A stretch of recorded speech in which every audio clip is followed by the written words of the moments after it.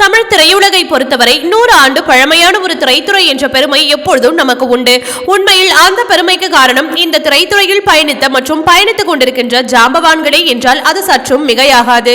தமிழ் திரையுலகை பொறுத்தவரை பல்வேறு நடிகர் நடிகைகள் உச்ச நட்சத்திரமாக வலம் வந்து கொண்டிருக்கிறார்கள். இப்போதும் வலம் வந்து கொண்டிருக்கிறார்கள் என்றே சொல்லலாம். ஆனால் அதில் வெகு சிலரை தவிர்க்க முடியாத நடிகர்களாக நடிகைகளாக மாறிவிடுகின்றனர்.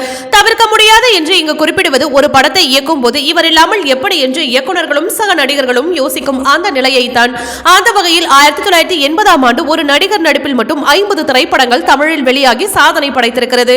இப்போது வரை அந்த சாதனையை உலகளவில் யாரேனும் முறியடித்திருக்கார்களா என்று கேட்டால் அது சந்தேகத்துக்குரிய ஒரு கேள்வியாகவே உள்ளது. இந்த சாதனைக்கு உரிதானவர் தான் கடந்த 1938ஆம் ஆண்டு பெரியகுளத்தில் பிறந்து தனது 42வது வயதிலேயே மறைந்த மகாஹிட் நடிகர் சுருளிராஜன். விவசாய குடும்பத்தில் பிறந்து வளர்ந்த சுருளிராஜன் கடந்த 1965ஆம் ஆண்டு தமிழில் வெளியான இயக்குனர் ஜோசப் தாலியத் இயக்கத்தில் வெளியான இரவும் பகலும் என்கின்ற திரைப்படத்தின் மூலம் தமிழ் திரையுலகில் அறிமுகமானார். இவருடைய இயல்பான உடல் மொழியும் வித்தியாசமான பேச்சும் தமிழ் ரசிகர்கள் மத்தியில் வெகு சீக்கிரம் மிகப்பெரிய இடத்தை பிடிக்க வைத்தது.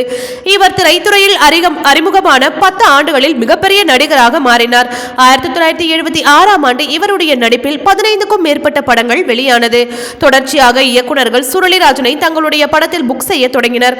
காமெடியோ வில்லத்தனமோ அல்லது குணச்சித்திர வேடமோ எது கொடுத்தாலும் அதில் திறன்பட தனது நடிப்பை வெளிப்படுத்தியவர் தான் இவர். மறைந்த சின்ன கலைவாணர் விவேக் பல திரைப்படங்களில் நடிகர் சுருளிராஜனை போல வசனங்களை பேசி அசத்தி இருப்பார்.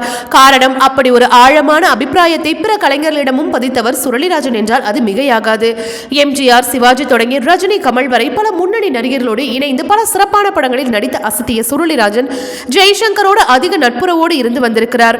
கடந்த 1980ஆம் ஆண்டு அன்புக்கு நான் அடிமை, தூரத்தில் இடிமுழக்கம், எல்லாம் உன் கைராசி, சூப்பர் ஸ்டார் ரஜினிகாந்தின் ஜானி மற்றும் காளி தொடங்கி தெருவிளக்கு, உல்லாச பறவைகள், வண்டி சக்கரம் மற்றும் வேலி தாண்டிய வெள்ளாடு என்று ஒரே ஒரு ஆண்டில் மட்டும் சுருளிராஜனின் நடிப்பில் 50 திரைப்படங்கள் வெளியாகி சாதனை படைத்திருக்கிறது.